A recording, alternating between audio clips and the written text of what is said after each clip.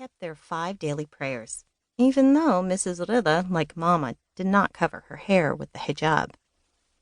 These were my signs that of the 2 types of boys in the world, those who were possible to marry and those who were impossible, the Rida boys belonged to the former, the small population of boys from which I'd be allowed to choose a husband. It was a remarkable discovery for the early 1980s. The only Arab community in our small seaside Northern California town was a secular social group filled with a mix of Lebanese, Palestinians, Syrians, and a few Iraqis who had immigrated so long ago they spoke more English than Arabic. No one in my parents' small band of friends was quite like the Ridas, whose dialect was still so fresh on their tongues, who knew so many other Iraqi immigrant families in the United States, and who matched our family not only in religion and level of devotion, but also in ages and interests. The fathers got along, the mothers got along. The Rida boys played well with my brother Ibrahim, and Lena and I played well with their daughter Jamila. In spite of the 400-mile distance between our northern and southern California homes, our families clung to each other. When the Ridas came to our house, we took day trips to Carmel Beach, Big Sur, and San Francisco. We came back dirty and tired, and waited in line for a turn in one of the 2 bathrooms in our small ranch home. When my family stayed with the Ridas, they drove us to Los Angeles County, to their newly founded Islamic Center or Masjid, and to events with the other Iraqi families gradually moving into the area. By the time my little sister Lena was 4 years old, she had already intuited that the Rida boys were the marriageable kind. After a picnic one sunny afternoon in Big Sur, she turned to Jamila Rida, the oldest child among us, and said, "I'm full. Now can I have my wedding?"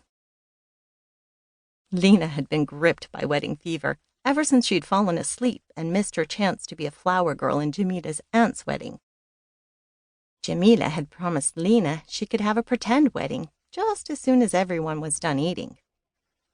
At home, we'd baked Lena a cake using a box mix while she put on her favorite summer dress, the one with the ruffles and the hula dancer print. And then she stuck a comb with a short tulle veil in her mess of curly blonde hair.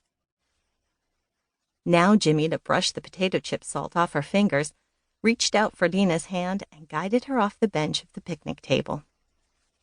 Together, we walked down the poison oak-lined trail to the creek where our brothers were building a dam. Jamila climbed to the top of a flat rock, cupped her mouth, and called out, "Guys, come here!" I listened to her voice bellow and admired the ease with which she commanded our brothers. Jamila was 13 years old, 4 years older than me, and I believed in her authority. The boys, however, were unimpressed. The 3 of them continued slapping down the rocks they'd chosen for their creek dam with a clank and a splash. "Guys," Jamila repeated, "we promised." My older brother Ibrahim waded out of the water, looking peeved. He hated it when Jamila tried to organize us. Down from the rock, Jamila said, "Ibrahim, you'll do the ceremony." Ibrahim shook his head. His eyes were green and his eyelashes so thick and bold that the girls at school teased that he wore mascara. "I'll do it for Lena, not because you asked me to."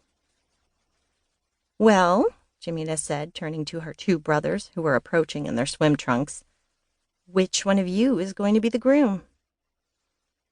Without a word, the Rida boys stepped into their sandals, which were left at the side of a nearby rock, and moved in behind Ibrahim.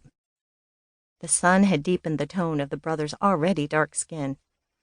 Amjad, the younger and shorter of the 2, was wiry, pure flesh and bones, while Hadi was stockier, with a small tummy and a waist that gave in on both sides to a slight crease. I crouched down so that Lena and I were the same height and said, "You don't need a boy to have a wedding. How about if you get married by yourself?" Lena dropped her chin so low it almost touched her chest and pushed her lips into a frown.